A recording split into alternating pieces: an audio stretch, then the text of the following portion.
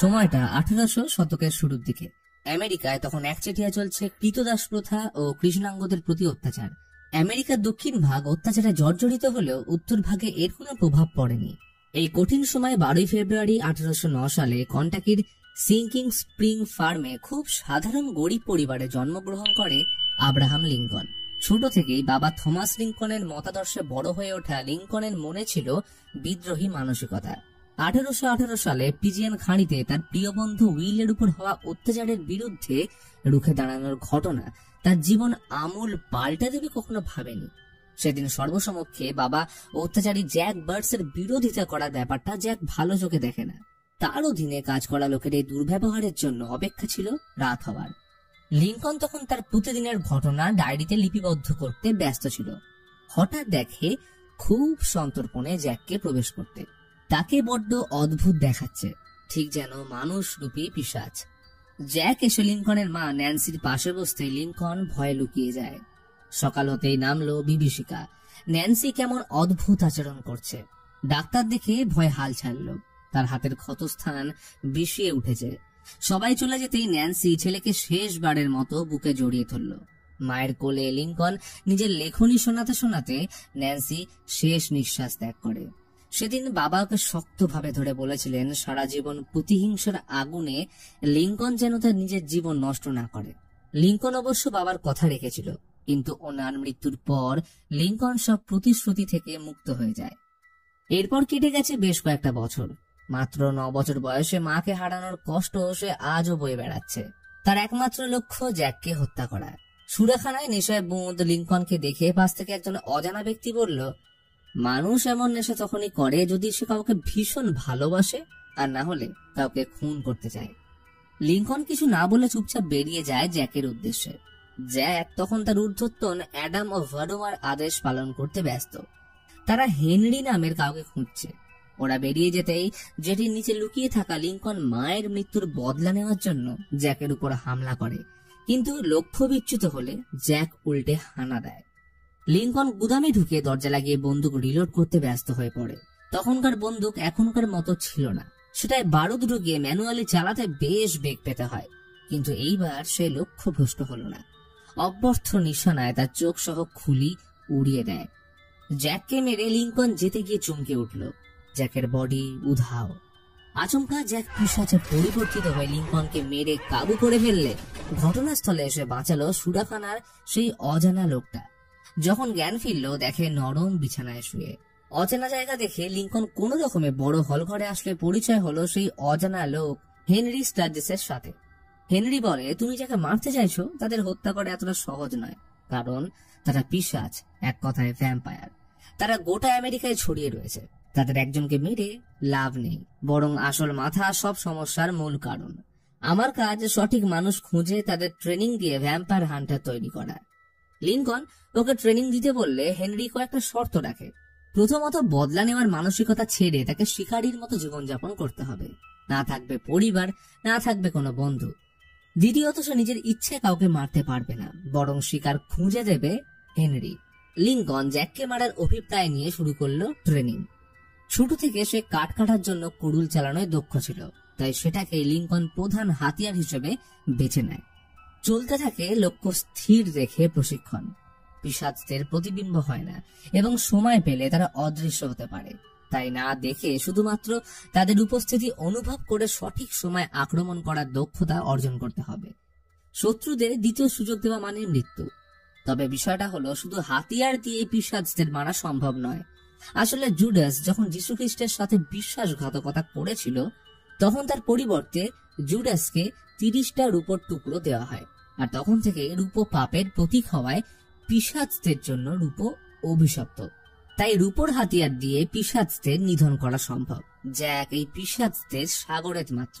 তাদের মালিক ভারোমা ও অ্যাডাম 5000 বছর ধরে পৃথিবীর বুকে রয়েছে। অ্যাডামের জন্যই পিশাচদের সংখ্যা বৃদ্ধি হচ্ছে। এর জন্য তারা ব্যবহার করত আমেরিকার দক্ষিণ ভাগে আসা প্রবাসী ও আদিবাসীদের। তবে ইউরোপিয়ানরা যখন কৃতদাসদের নিয়ে দক্ষিণ ভাগে আসে, তখন অ্যাডাম তাদের ব্যবহার করে দক্ষিণে রাজত্ব তৈরি করে এবং তারা এখন উত্তর ভাগের দিকে রওনা দিয়েছে। বিগত কিছু সময় ধরে উত্তরের বেশ কিছু অলিগলিতে মানুষের মৃতদেহ পাওয়া যাচ্ছে, তাই লিঙ্কনকে উত্তর ভাগে তাদের আগমন রুখে সমতা বজায় রাখতে হবে। এই লক্ষ্য নিয়ে লিঙ্কন 1837 সালে স্প্রিংফিল্ডে আসে এবং কিছুদিনের মধ্যেই জোশুয়া স্পিডের সাথে আলাপ হয়। ওর দোকানে আজই চুরির দায়ে কর্মচারীকে বরখাস্ত করেছে, তাই স্পিড লিঙ্কনকে কাজে রেখে দোকানের উপরে একটা রুমে তাকে থাকতে দেয়। স্পিডের মিশুকের স্বভাব ও লিঙ্কনের ভালো মানুষের জন্য দুজনের মধ্যে ভালোই সখ্যতা তৈরি হলো। এর মাঝে লিঙ্কন সব আপডেট চিঠির মাধ্যমে হেনরিকে জানাতো। তবে তার একাকী জীবনে হঠাৎ করে একজনের আগমন ঘটে, মিস মেরি টড। প্রথম দেখাতেই মেরির তাকে ভালো লেগে যায়, তবে মেরিকে বিয়ে করতে চায় স্টিফেন ডগলাস, যে কিনা ইলিনয়ের বিধানসভার ভোটে দাঁড়িয়েছে। তাই ওর তির্যক দৃষ্টি সর্বদা লিঙ্কনের উপরেই থাকে। এর মধ্যে হেনরি অ্যারেন স্টেবল জুনিয়রকে মারার খবর পাঠালে লিঙ্কন রাতে পৌঁছে যায় তাকে নিধন করতে। হেনরি বলেছিল সর্বদা শিকারের সময় দুটো প্ল্যান রেডি রাখতে, আর সেই কথা মাথায় রেখে পিশাচদের এক এক করে শেষ করতে থাকে লিঙ্কন। সেদিন সকালে স্পিড উচ্ছ্বসিত হয়ে খবর দিল আজ দোকান বন্ধ, কারণ অ্যারেন তাদের ডান্স পার্টির জন্য নিমন্ত্রণ করেছে। তো ভাড়ার ড্রেস পরে দুজন পৌঁছে গেল পার্টিতে। স্পিড অ্যারেনকে ব্যস্ত রেখে মেরির সাথে লিঙ্কনের পরিচয় বানানোর রাস্তা করে দিল। মেরির চঞ্চল মন হয়তো ভিড়ের মধ্যে লিঙ্কনকেই খুঁজছিল, তাই সুযোগ পেতেই দুজনের কথোপকথন ভালোবাসার গণ্ডি টপকাতে বেশি সময় লাগলো না। এমনকি লিঙ্কনের মন যে কখন আইনের দুনিয়া থেকে বেরিয়ে মেরির দিকে ঝোঁক নেবে ভাবতেই পারেনি। একদিকে ভালোবাসা, অন্যদিকে রাত নামলে ভ্যাম্পায়ার হান্টিং। দুই নৌকায় পা দিয়ে চলা লিঙ্কন একবার ভেবেছিল মেরিকে সব জানিয়ে দেবে, কিন্তু সাহস হয় না। সেটা হয়তো হেনরির দেওয়া শর্ত হোক বা মেরিকে হারিয়ে ফেলার ভয়। লিঙ্কনের জীবনের একটা বড় অংশ জুড়ে মেরি ক্রমশ জড়িয়ে যাচ্ছিল, যেটা অবশ্য জ্যাকের চোখ এড়াতে বেশি দিন লাগলো না, এবং ওর মাধ্যমে শহরে 6 জন পিশাচের মৃত্যুর খবর অ্যাডামের কানে এসে পৌঁছে। সেদিন দোকানে একজন খদ্দের এসে লিঙ্কনকে আইনের বই পড়তে দেখে তির্যক মন্তব্য করলে লোকটাকে দেখে লিঙ্কন খুশিতে আত্মহারা হয়ে যায়, কারণ সে তার ছোটবেলার বন্ধু উইল জনসন। বহু বছর পর বন্ধুকে পেয়ে বুকে জড়িয়ে ধরল। বর্তমান সময়ে আমেরিকায় ফিউজিটিভ আইন চলছে, যার অনুযায়ী কোনো কৃতদাস দক্ষিণ থেকে উত্তর ভাগে যেতে ধরা পড়লে তাদের প্রাণদণ্ড দেওয়া হতো। উইল দক্ষিণের কৃতদাস প্রথা রদ করার জন্য উকিলের খোঁজে স্প্রিংফিল্ডে আসলে ফিউজিটিভ আইনের আওতায় চলে আসে। তাই নিজেকে নির্দোষ প্রমাণ করার জন্য তার লিঙ্কনের সাহায্য দরকার। লিঙ্কন তাকে সাহায্যের জন্য রাজি হয়ে বেরিয়ে পড়লে উইলকে মারতে আততায়ীরা ঝাঁপিয়ে পড়ে। ফলে হাতাহাতির কারণে দুজনের জেল হয়। অবশ্য মেরির সাহায্যে তারা পরের দিনই জেল থেকে ছাড়াও পায়। এই ঘটনার পর লিঙ্কনের মনে কোনো রূপ সংশয় রইল না, কারণ সে বুঝে গেছিল মেরিকে ঈশ্বর তার জন্যই পাঠিয়েছে। লিঙ্কনের পর রাজনীতির দিকে প্রথম পদক্ষেপ রাখে। দেশের কৃতদাসদের উপর অন্যায় রদ করে স্বাধীন দেশ গঠন করার মানসিকতা তাকে খুব দ্রুত সবার নজরে নিয়ে আসে। সাধারণ দোকান থেকে তার পরিচয় তৈরি হয় ঊর্ধ্বতন কর্মকর্তাদের সাথে। এই নতুন পথে তার পাশে ছিল উইল, স্পিড এবং মেরি। কিন্তু পথের বাধা হয়ে দাঁড়ালো হেনরি। লিঙ্কনের লক্ষ্য জ্যাকের দিকে থাকলেও সে বাকি জীবনটা নিজের পরিচয় ভ্যাম্পায়ার হান্টার হিসেবে রাখতে চায় না। তবে হেনরি তাকে সাবধান করে, কারণ জ্যাকের নজর মেরির উপর। লিঙ্কন এটা শোনার পর আর এক মুহূর্ত সময় নষ্ট না করে বিকেলে পৌঁছে যায় জ্যাককে মারতে। তবে জ্যাকের ধূর্ত ও ঠান্ডা মাথায় আক্রমণাত্মক স্বভাবের কারণে লিঙ্কনকে যথেষ্ট বেগ পেতে হয়, কিন্তু সেও ছাড়ার পাত্র নয়। জ্যাক প্রতিহিংসার আগুনে এতদিন জ্বলেছে, কিন্তু আজ নয়। কৌশলে কুড়ুলের হাতলে লুকোনো বন্দুকের গুলির অব্যর্থ লক্ষ্য জ্যাকের খুলি উড়িয়ে দেয়। মৃত্যুর আগে জ্যাকের বলে যাওয়া হেনরিকে নিয়ে তির্যক মন্তব্য লিঙ্কনের মনে সন্দেহের সৃষ্টি করলে সোজা যায় হেনরির সাথে দেখা করতে। কিন্তু আজকের হেনরি একটু অন্যরকম। স্প্রিংফিল্ডের গলিতে একটা বদমাশ লোকের গলা থেকে এসে রক্ত চুষে খাচ্ছে, অর্থাৎ হেনরি নিজেই একজন পিশাচ বা ভ্যাম্পায়ার। লিঙ্কন এই দৃশ্য দেখে রীতিমতো অবাক। মনের মধ্যে চেপে থাকা প্রশ্নটা আজ মাথা চাড়া দিয়ে উঠল। হেনরি যখন নিজেই এত দক্ষ, তাহলে সে ভ্যাম্পায়ারদের মারার জন্য হান্টার কেন খুঁজে বেড়াতো, আর কেন এতদিন নিজের পরিচয় লুকিয়ে রেখেছিল? লিঙ্কন হেনরিকে মারতে গেলে হেনরি কোনো মতে তাকে শান্ত করে নিজের কাহিনী শোনায়। বহু যুগ আগের কথা। হেনরি তখন দক্ষ ভ্যাম্পায়ার হান্টার, এক কথায় ভ্যাম্পায়ারদের জমদূত। কিন্তু হেনরি শিকারীর নিয়ম ভঙ্গ করে একটি মেয়েকে ভালোবেসে ফেলে, আর এই মেয়েটি ছিল তার দুর্বলতার কারণ। এই সুযোগ নিয়ে একদিন অ্যাডাম তার দলবল নিয়ে ওর উপর হামলা করে হেনরির প্রেমিকাকে নৃশংসভাবে মেরে হেনরিকে ভ্যাম্পায়ার বানিয়ে দেয়। এরপর থেকে সে চাইলেও অ্যাডামকে মারতে পারেনি, কারণ অভিশাপ অনুযায়ী পিশাচরা একে অপরকে মারতে পারে না, একমাত্র মানুষই পারবে পিশাচকে মারতে। এই কারণে যুগ যুগ ধরে হেনরি ভ্যাম্পায়ার হান্টার খুঁজে তাদের ট্রেনিং দেয় অ্যাডামকে মারার জন্য, কিন্তু সে আজও সফল হয়নি। এই জন্য হেনরি লিংকনকে পরিবার ও ভালোবাসার মানুষদের থেকে দূরে থাকতে বলেছিল। সমস্ত ঘটনা জানার পর লিংকন হেনরিকে শেষ বিদায় জানায়, কারণ তার জ্যাককে মারা লক্ষ্য পূর্ণ হয়েছে, কিন্তু বাকি জীবনটা সে অন্যভাবে এগোতে চায়। বৃষ্টির রাতে লিংকন পৌঁছে যায় মেরিকে নিজের মনের কথা জানাতে। মেরি নিজেও এই দিনটার অপেক্ষায় ছিল। অবশেষে 1842 সালে নভেম্বরের 4 তারিখে লিংকন ও মেরি বিবাহ সম্পন্ন হলো। তবে জ্যাকের মৃত্যু অ্যাডাম এত সহজে মানতে রাজি নয়, তাই সুযোগ পেতে উইলকে তুলে নিয়ে যায় এবং অ্যাডামের বলা স্থানে লিংকনকে ইনভাইট করে। বন্ধুকে বাঁচানোর তাগিদে সে এক মুহূর্ত দেরি না করে স্পিডকে নিয়ে বেরিয়ে পড়ল। স্পিড এই বিষয়ে প্রথমে কিছু না জানলেও লিংকন তাকে পিশাচ ও নিজের আসল পরিচয় জানিয়ে দিলে সে প্রকৃত বন্ধুর মতো তার পাশে দাঁড়ায়। দুজন দক্ষিণের নিউ অর্লিন্সের মহলে আসতে শুরু হলো মৃত্যুর খেলা। উইলকে এই অবস্থায় দেখে লিংকন বাঁচাতে ঝাঁপিয়ে পড়ে। তার অসাধারণ শিকারের দক্ষতার সামনে মারা পড়ল বহু পিশাচ। অতঃপর কোনো উপায় না দেখে ভাডোমা লিংকনকে কাবু করতে বাধ্য হয়। পিশাচদের মধ্যে অনেকেই আছে যারা নিজেদের মধ্যে বিশ্বাসঘাতকতা করে, এবং অ্যাডাম সেই সব পিশাচদের মারার জন্য লিংকনকে দলে আসার প্রস্তাব দেয়, এবং তার শুরুটা হবে হেনরির মৃত্যু দিয়ে। কিন্তু লিংকন রাজি না হলে অ্যাডাম উইলকে মারতে গেলে স্পিড সঠিক সময় এসে দুজনকে বাঁচিয়ে নিয়ে পালিয়ে যায়।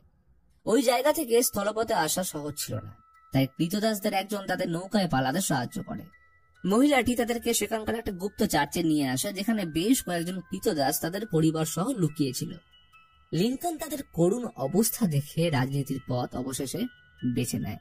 তার প্রথম লক্ষ্য ছিল কৃতদাসদের মুক্তি ও তাদের যোগ্য অধিকার দিয়ে ফিউজিটিভ আইন রদ করা, কারণ দেশের প্রতিটা মানুষ যতদিন না স্বাধীন হচ্ছে ততদিন এই দেশ স্বাধীন থেকেও পরাধীন।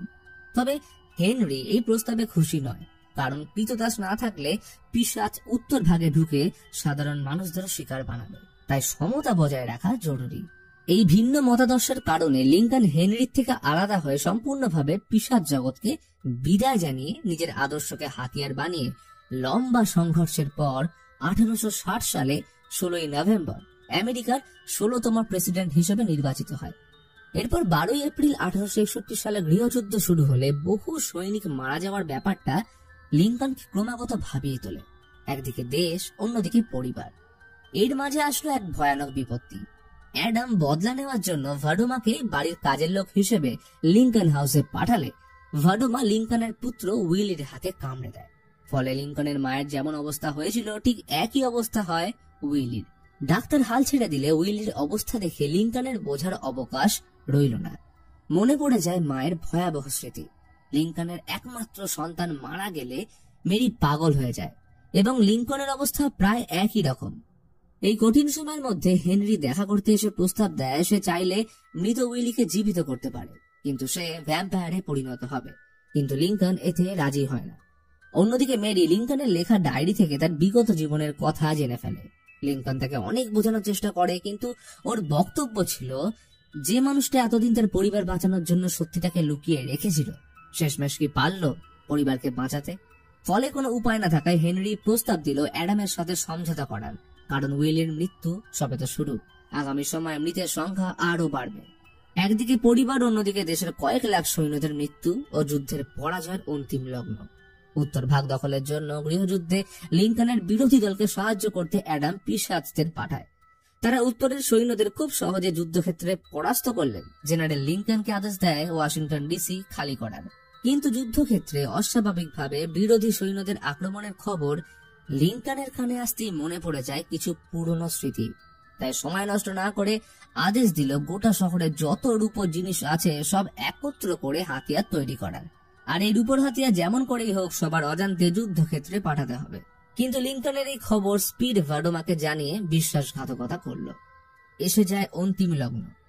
লিংকন কখনো স্বপ্নেও ভাবেনি বিগত সময়ে ফেলে আসা রূপোর কুড়ুল থেকে পুনরায় তুলে নিতে হবে, হয়তোবা শেষবারের জন্য। প্ল্যান অনুযায়ী লিংকন, স্পিড আর উইল ট্রেন পথে 80 মাইল দূরে গেটিসবার্গে হাতিয়ার সাপ্লাই করবে, আর অ্যাডামের লক্ষ্য এই ট্রেন আটকানো। এই 80 মাইল রাস্তা দেশের ভবিষ্যৎ নির্ধারণ করবে। রাতে ট্রেন ছুটে চলল দুর্বার গতিতে।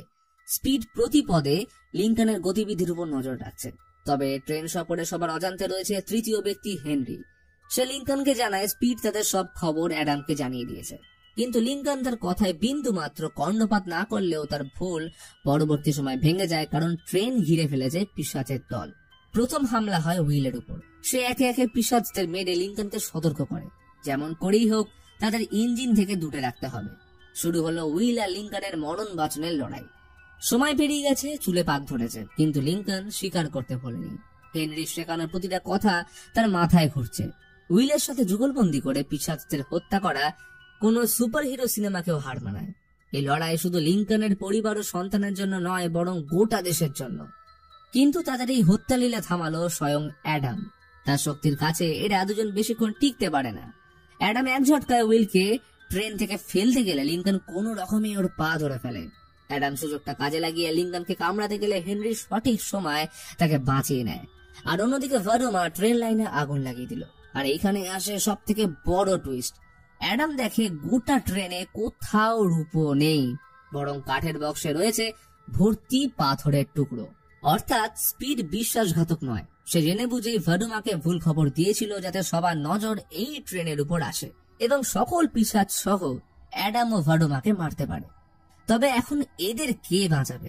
অ্যাডাম প্রতিশোধ নিতে প্রথমে স্পিডকে হত্যা করে, কিন্তু লিঙ্কনকে মারতে গেলে ট্রেনের বগি আলাদা হয়। ওরা দুজন ইঞ্জিন কামরার দিকে দৌড়তে শুরু করে। অবশেষে সব বাধা অতিক্রম করে অ্যাডাম লিঙ্কনকে মারতে গেলে হেনরির দেওয়া সেই রূপোর ঘড়ি দিয়ে লিঙ্কন অ্যাডামকে হত্যা করে। জ্বলন্ত ট্রেন লাইনের শেষ ইঞ্জিন বগিটাকে ভরসা করে দুজন বাঁচতে চাইলে হেনরি তার সর্বশক্তি দিয়ে তাদের মৃত্যুর বিভীষিকা থেকে রক্ষা করে। হেনরি স্বস্তির নিঃশ্বাস ফেলে লিঙ্কনকে জিজ্ঞেস করলো, ট্রেন যদি ফাঁকা থাকে তাহলে সব রূপো গেল কোথায়? লিঙ্কন হেসে বলল, একজন বুদ্ধিমান মানুষ আমায় বলেছিল সর্বদা দুটো প্ল্যান রেডি রাখতে। আসলে মেরি সমস্ত রূপোর হাতিয়ার দক্ষিণের কৃতদাসদের সাহায্যে গোপনে যুদ্ধক্ষেত্রে পৌঁছে দিয়েছে, যার সাহায্যে তারা যুদ্ধক্ষেত্রে উপস্থিত সকল পিশাচদের একে একে শেষ করতে থাকে। তবে বাকি রয়ে গেছে উইলের খুনি ভার্ডোমা, যাকে মেরি যুদ্ধক্ষেত্রে উইলের রূপোর লকেট দিয়ে হত্যা করে ছেলের মৃত্যুর প্রতিশোধ নেয়। অবশেষে এই ঘটনার সাথে 9 এপ্রিল 1865 সালে দীর্ঘ 4 বছরের গৃহযুদ্ধের অবসান হলে আব্রাহাম লিঙ্কন 13তম সংশোধন আইন পাশ করেন ও আমেরিকা থেকে চিরজীবনের মতো কৃতদাস প্রথা শেষ করে কৃষ্ণাঙ্গদের বাকি সাদা চামড়ার মানুষদের মতন সমান অধিকার ও স্বীকৃতি দেয়। শুধু আমেরিকা নয়, বিশ্বের ইতিহাসে অন্যতম কয়েকজন প্রেসিডেন্টের মধ্যে আব্রাহাম লিঙ্কনের নাম স্বর্ণাক্ষরে লিখিত হয়। এখনো পর্যন্ত ঘটে যাওয়া প্রতিটা ঘটনা লিঙ্কনের লেখা ডায়েরি থেকে রুদ্ধশ্বাসে হেনরি পড়ছিল। মনে হচ্ছে সব যেন কালকেরই ঘটনা। হেনরি মন হালকা করে বলল, লিঙ্কন, তোমার সাথে আমার জুড়ি একদম পারফেক্ট। আমরা দুজন অনেক কিছু করার ক্ষমতা রাখি। তুমি যদি চাও আমি তোমায় অমরত্ব প্রদান করতে সক্ষম। লিঙ্কন হেসে প্রত্যুত্তরে জানায়, শুধু পিশাচরাই সর্বদা অমর থাকে না বন্ধু, মানুষের কর্ম তাকে ইতিহাসের পাতায় অমর বানিয়ে রাখে। হেনরিকে বিদায় জানিয়ে লিঙ্কন মেরিকে নিয়ে ফোর্ডস থিয়েটারের উদ্দেশ্যে বেরিয়ে যায়। 1865 সালের 14 এপ্রিল ফোর্ডস থিয়েটারে জন বুথ নামের ব্যক্তি লিঙ্কনের উপর গুলি চালিয়েছিল এবং 15 এপ্রিল সকাল 7:22 56 বছর বয়সী আব্রাহাম লিঙ্কন শেষ নিঃশ্বাস ত্যাগ করে। তার বলে যাওয়া অন্যতম একটি উক্তি আজও গণতন্ত্রের প্রধান নীতি, democracy is the government of the people, by the people and for the people. এই মুভি অন্যান্য বায়োপিক থেকে সম্পূর্ণ আলাদা। মুভিতে আব্রাহাম লিঙ্কনের জীবনের প্রতিটা ঘটনা রূপক ব্যবহার করে তুলে ধরা হয়েছে, যেখানে পিশাচ লিঙ্কনের আসল জীবনের প্রতিদ্বন্দ্বী ও ভিন্ন মতাদর্শের মানুষদের চিহ্নিত করে। এই মুভির ইউনিক প্রেজেন্টেশন ও গল্পের ধরন সেই সময় দর্শকদের ভালো না লাগলে বক্স অফিসে মুখ থুবড়ে পড়লেও সময়ের সাথে এটা কাল্ট ক্লাসিকের তকমা পেয়েছে।